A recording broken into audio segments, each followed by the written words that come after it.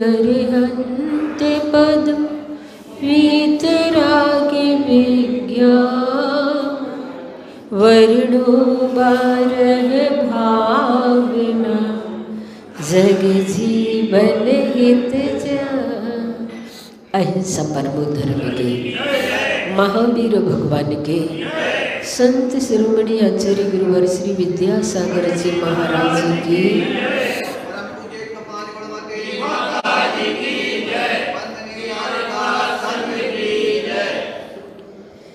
12 भावना में आज अन्यत्व भावना को हम समझेंगे और अन्यत्व भावना से हम ये शिक्षा और सबक लेंगे कि वास्तव में मेरा स्वरूप इन सारे जग के पदार्थों से किस प्रकार से अन्य है, भिन्न है।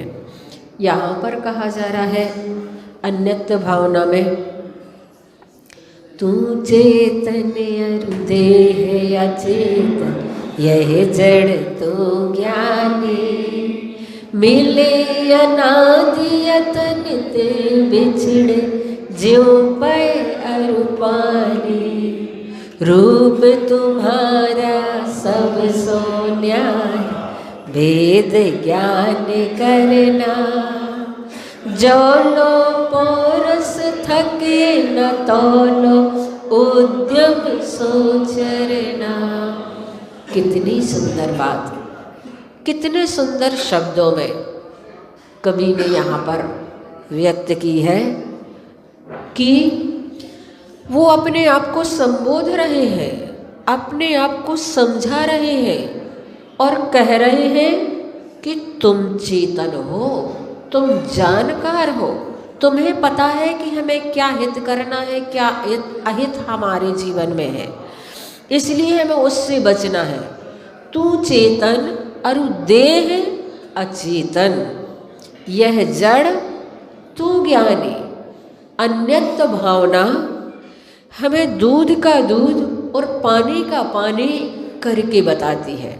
इसमें बताया जा रहा है कि ये शरीर और आत्मा किस प्रकार से है। जिस प्रकार से दूध में पानी मिला हुआ होता है स्वभाव से, अलग से मिलाया गया नहीं है, उसमें मिला हुआ है, लेकिन उस पानी को हम यतन से अलग करते हैं।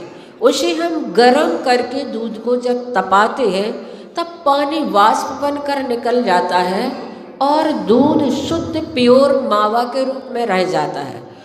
उसी प्रकार से तपस्या के माध्यम से हमारे कर्म, नौ कर्म सब निकल जाते हैं और शुद्ध आत्म तत्व रह जाता है।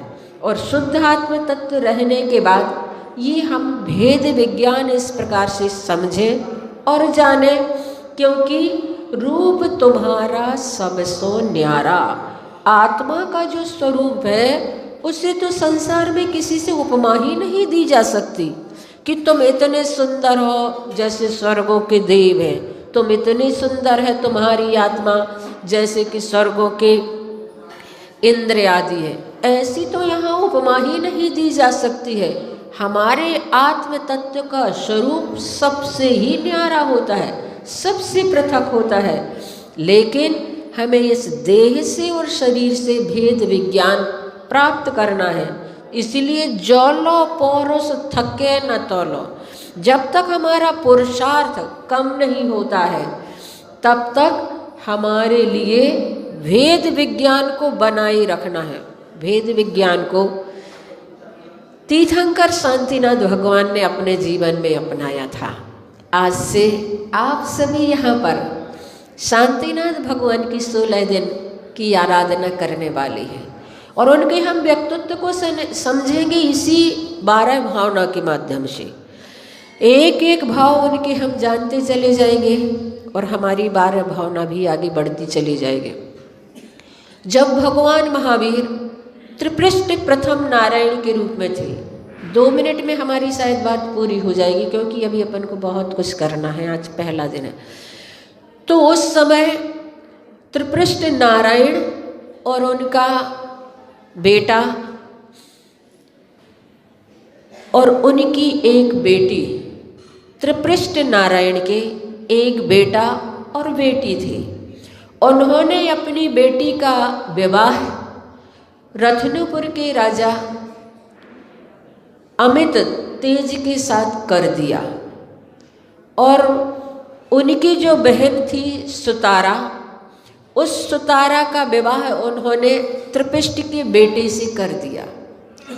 और कालांतर में जब त्रिपृष्ठ जो भगवान महावीर का जीव था, प्रथम नारायण बने थे, यानी कि शांतिनाथ भगवान का और भगवान महावीर का ससुर और दामाद का संबंध था 9वें भाव में, तीर्थंकर की पर्याय से लेकर के।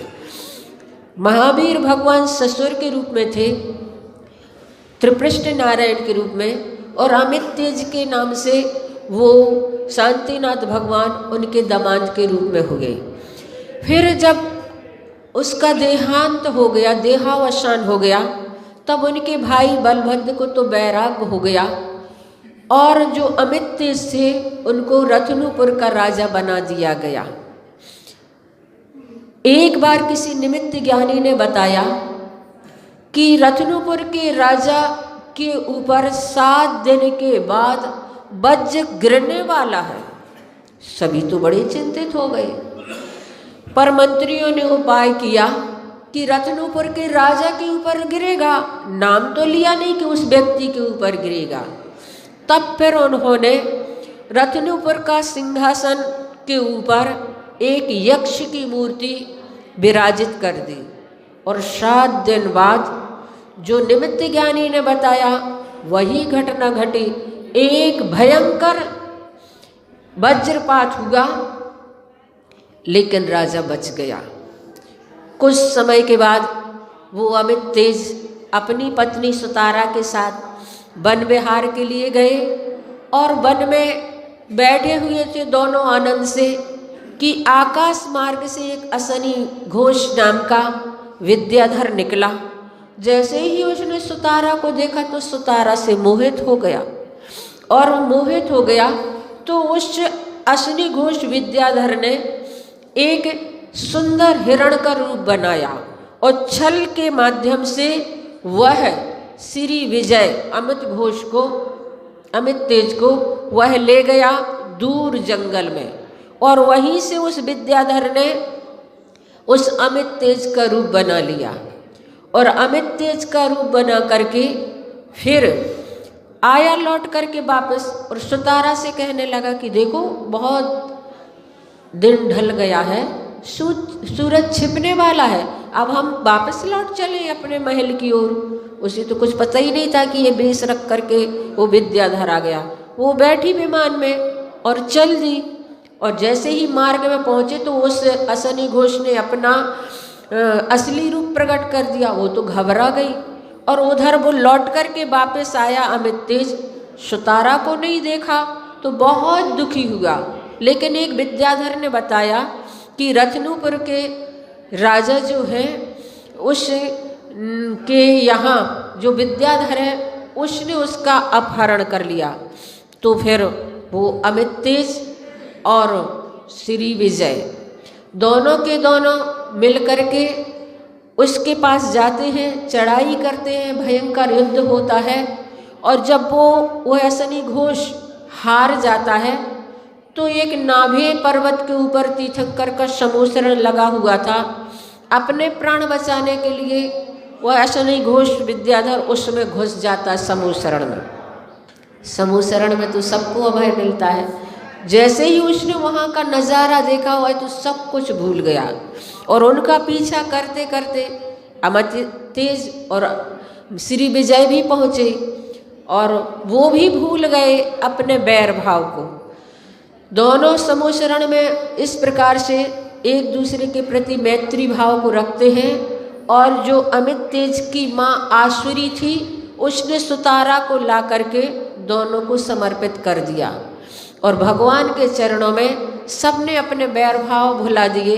लेकिन अमित तेज ने भगवान से प्रश्न किया तो भगवान ने उनके भाव के बारे में बताया। अमित तेज से कहा कि तुम इस भाव से अगले 9वें भाव में 5वें नंबर के चक्रवर्ती, 16वें नंबर के तीर्थंकर, शांतिनाथ के रूप में तुम इस धरा पर लोगों का उद्धार करने के लिए आओगे। सुनकर के उसे तो बहुत हर्ष हुआ। उसने तो अपनी सारी जिंदगी ही बदल दी।